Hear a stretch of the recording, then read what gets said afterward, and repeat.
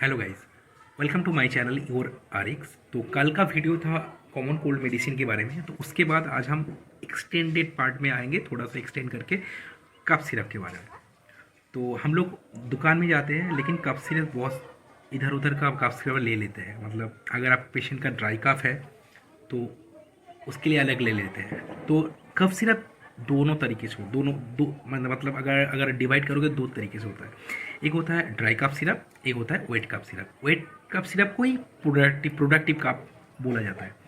तो dry cough syrup में पहले जो आता था कोडीन बोल के एक ड्रग था, तो उसको बैन किया गया साइड इफेक्ट के लिए, कभी भी मत यूज़ करो। उसके बाद आ गया डिक्स्ट्रोमिथोफेन। डिक्स्ट्रोमिथोफेन एक ड्रग है जिस ड्रग में कफ सिरप ये एक्चुअली काम करता है हम लोग का सीएनएस, सेंट्रल नर्वस सिस्टम में काम करता है।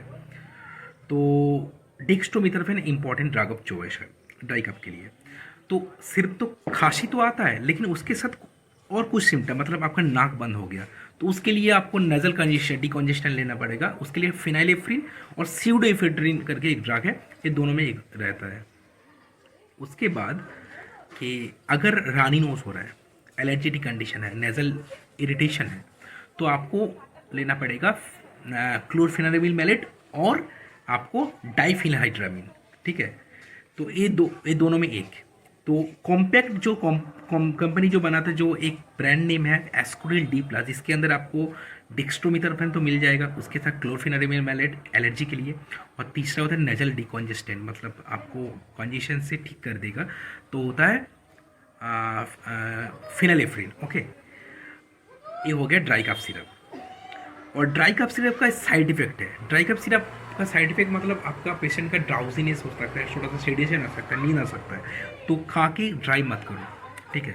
और एस्थमेटिक कंडीशन, इंपॉर्टेंट डिस्क्लेमर है कि अगर पेशेंट का एस्थमा है, ब्रीदिंग प्रॉब्लम है, उसको ड्राई कफ सिरप मत दो।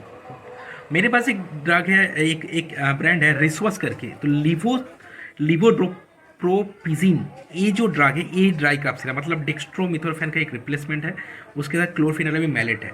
ठीक है, ये होता है ड्राई कफ सिरप। तो चले आते हैं हम लोग प्रोडक्टिव कफ सिरप या तो फिर वेट कफ सिरप। तो प्रोडक्टिव कफ सिरप में क्या होता है, प्रोडक्शन होता है, या तो फिर आपको चेस्ट में ना कंजेशन होगा, आवाज़ आएगा, मतलब साउंड आएगा, वो बाहर नहीं निकल पा रहा है, मतलब जो म्यूकस है वो बाहर नहीं निकल पा रहा है, तो उसको क्या करना पड़ेगा, एक्चुअली म्यूकस का डेंसिटी बढ़ जाता है, उसको डेंसिटी को कम करना है या तो फिर ब्रेक डाउन करना पड़ेगा। उसके लिए 3 ड्रग रहता है, पहला है गुआफिनिशिन, दूसरा होता है ब्रोमेक्सिन, तीसरा होता है एम्ब्रोक्सोल। इसका काम यह पतला करना म्यूकस को, उसके साथ साथ आपको ब्रेक डाउन करना, इसका काम अलग है। तो उसके साथ पेशेंट का अगर ब्रीदिंग इशू हो रहा है, एस्थमेटिक पेशेंट है, तो उसके साथ ब्रोंको डायलेट है। डायलेट अगर देखो म्यूकस को तो पतला कर दी या तो ब्रेक डाउन कर दे, लेकिन बाहर तो निकलना पड़ेगा, वो नैरो हो गया, कंस्ट्रिक्शन हो गया, ब्रोंकियल कंस्ट्रिक्शन, उसको थोड़ा बड़ा करना है, तो उसके लिए ब्रोंको डायलेटर यूज़ किया जाता है। ब्रोंको डायलेटर में आता है, पहला होता है लिवोसाल्बिटामोल और साल्बिटामोल, और उसके साथ तीसरा ड्रग टर्ब्यूटालिन होता है। इसका जो ब्रांड नेम है, इसका ब्रांड नेम है आप एस्कोरिल एलेस करके, उसके साथ बैम्ब्रोक्सोल रहता है, उसके बाद गुआफिनिशिन रहता है, उसके बाद ब्रोंको डायलेटर लिवोसाल्बिटामोल रहता है, और एक ड्रग है एम्ब्रोलाइड एस, उसके साथ तीनों तो रहता है, उसके साथ थोड़ा मेंथोल रहता है, मतलब गले को थोड़ा आराम देगा, मेंथोल रहता है। तो एस्कोरिल डी मतलब D for dextromethorphan dry cough, LS Ascoril LS मतलब लिवोसाल्बिटामोल, उसके साथ साथ आपको म्यूकोलाइटिक रहता है। एस्कोरिल डी डी मतलब ड्राई कफ, इसको याद रखना। और जो वेट कफ सिरप होता है ना, उसको वेट कफ सिरप में एक साइड इफेक्ट है, उसके लिए ब्रोंको डायलेटर के लिए एक साइड इफेक्ट आता है।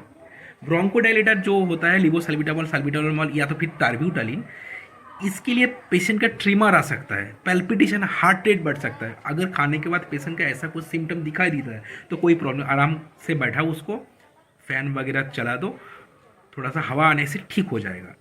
तो यही होता है साइड इफेक्ट। और बच्चे लोग का ना, वो लोग वॉमिटिंग कर देते हैं, मतलब क्या होता है, वो बता नहीं सकता ना कि उसका काशी आ रहा है, तो उसको कफ आ रहा है, तो वो नहीं बता सकता बच्चे लोग, तो इसके लिए वो लोग वॉमिटिंग कर देते हैं, तो डरने की बात नहीं है। तो हो गया हम लोग का ड्राई कफ सिरप या तो फिर wet cough syrup, productive cough syrup में कॉम्पोजिशन समझ गए, उसके साथ ब्रांड नेम समझ गए, कौन सा ड्रग नहीं यूज़ करना है एस्थमेटिक पेशेंट के लिए। तो थैंक यू सो मच।